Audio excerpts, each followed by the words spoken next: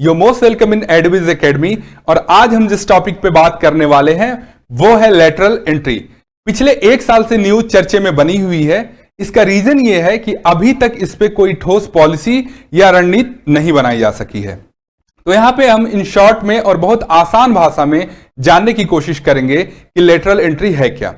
हमारे देश में जो भी ऑफिसर रैंक के जो सबसे ऊंचे पद होते हैं, तो ऑफिसर बनने के लिए क्या करना होता है हमें कि एक एग्जाम क्वालिफाई करना होता है जिसका नाम है यूपीएससी। और आम जनता जो है इस एग्जाम को आईएएस के एग्जाम के नाम से जानती है। लेकिन अब सरकार ने यह व्यवस्था किया है कि बिना एग्जाम को क्वालिफाई किए हुए एक्सपर्ट को डायरेक्ट इन पदों पे भर्ती किया जाएगा। तो ये कौन से पद हैं वो जान लेते हैं। जैसे कि हमारे देश में अलग अलग मिनिस्ट्रीज हैं, जैसे रेलवे मिनिस्ट्री है, फाइनेंस मिनिस्ट्री है, डिफेंस मिनिस्ट्री है, एग्रीकल्चर मिनिस्ट्री है। तो उनका जो मुखिया होता है, अगर पॉलिटिशियन की हम बात करें तो वो कोई पॉलिटिशियन होता है। लेकिन अगर हम ऑफिसर कैटेगरी की बात करेंगे तो उसमें जो सबसे ऊपर ऑफिसर होता है वो होता है सेक्रेटरी, फिर एडिशनल सेक्रेटरी, ज्वाइंट सेक्रेटरी और डायरेक्टर। ये सबसे ऊंचे पद हैं ऑफिसर्स के, ठीक। और इन्हीं पदों पे डायरेक्ट रिक्रूटमेंट की बात चल रही है।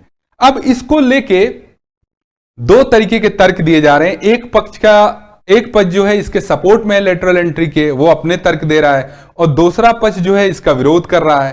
तो क्या है इनके अपने अपने तर्क, आइए वो देखते हैं।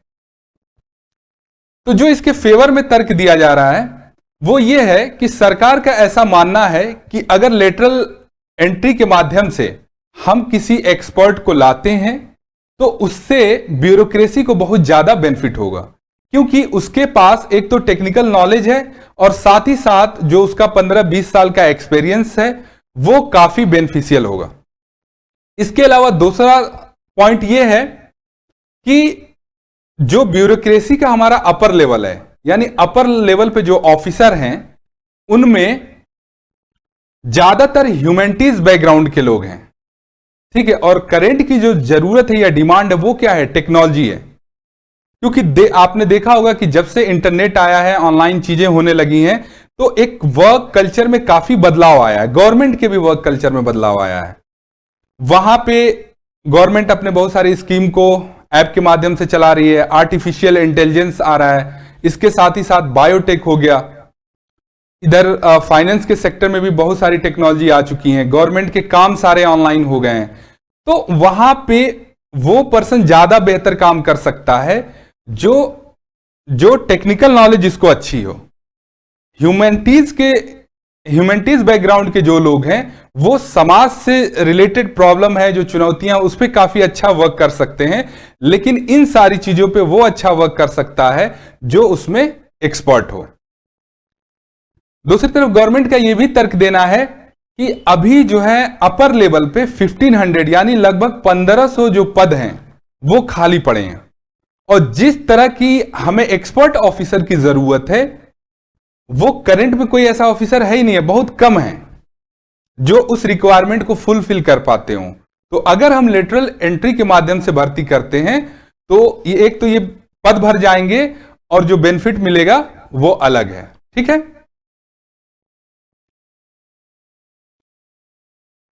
साथ ही साथ गवर्नमेंट का यह भी मानना है कि प्राइवेट वर्क कल्चर और गवर्नमेंट वर्क कल्चर का एक साथ आने की वजह से एक नए तरीके का वर्क कल्चर डेवलप होगा जिससे ब्यूरोक्रेसी को काफी फायदा मिलेगा।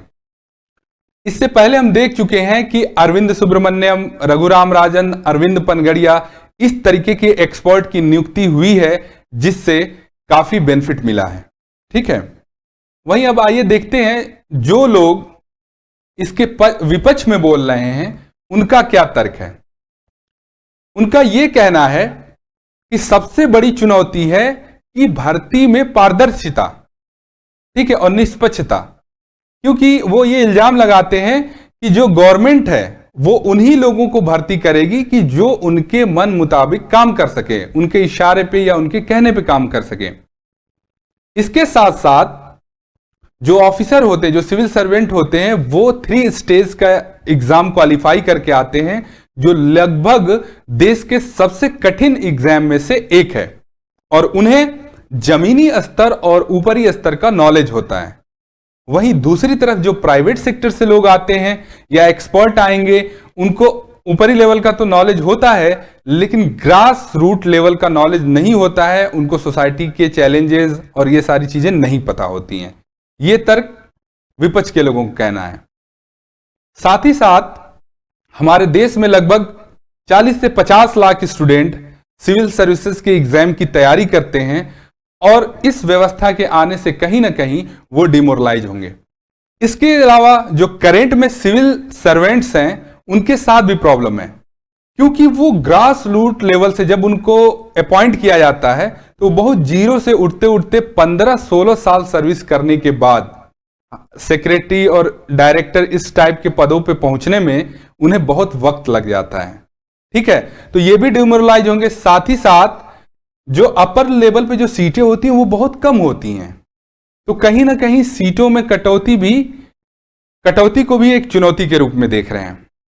इसके अलावा SC, ST, OBC और EWS वर्ग का आरक्षण को लेके नाराजगी है। उनका यह मानना है कि गवर्नमेंट को कोई अधिकार नहीं है कि जो कॉन्स्टिट्यूशनल राइट है उनके, यानी जो संवैधानिक अधिकार हैं, उनमें गवर्नमेंट कटौती करे।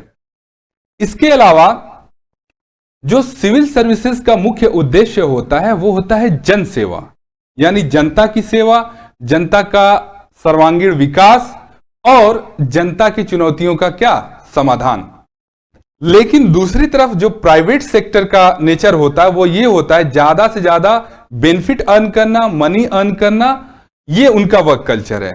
तो ऐसा माना जा रहा है कि इन दोनों कल्चर के बीच में सामंजस्य बैठाने में प्रॉब्लम आएगी। अब आइए देख लेते हैं इसका सॉल्यूशन क्या हो सकता है। तो सॉल्यूशन ये है कि जहां तक लेटरल एंट्री का प्रश्न है, तो ये केवल इंडिया में ही नहीं, दुनिया के बहुत सारे देशों में ऑलरेडी है। जैसे अमेरिका हो गया, ब्रिटेन हो गया, बेल्जियम हो गया, और भी बहुत सारे देशों में ये पहले से है। दूसरी बात यह है कि लेटरल एंट्री के आने से कोई नुकसान नहीं है, बल्कि इससे फायदा ही है। ठीक है, लेकिन इसके लिए एक उचित और ठोस रणनीति बनाए जाने की जरूरत है। साथ ही साथ लेटरल एंट्री में नंबर ऑफ सीट फिक्स हो। ठीक है, क्योंकि अपर लेवल पे सीटें बहुत कम होती हैं, तो वहां पे इनके लिए सीटें फिक्स होनी चाहिए। इसके अलावा जिन लोगों को रिक्रूट किया जा रहा है उनको यूपीएससी के माध्यम से ही रिक्रूट किया जाना चाहिए, और अगर इंटरव्यू की व्यवस्था हो तो यह और भी बेहतर होगा। ठीक, इसके अलावा इसमें खास व्यवस्था होनी चाहिए किसकी? ट्रांसपेरेंसी की। रिक्रूटमेंट में ट्रांसपेरेंसी यानी पारदर्शिता और निष्पक्षता की, यानी किसी तरह का भर्ती में कोई भेदभाव ना हो। और फिफ्थ पॉइंट है कि रिजर्वेशन को लेके जो इशू है, जो मुद्दा है, उसका भी उचित समाधान किया जाना चाहिए।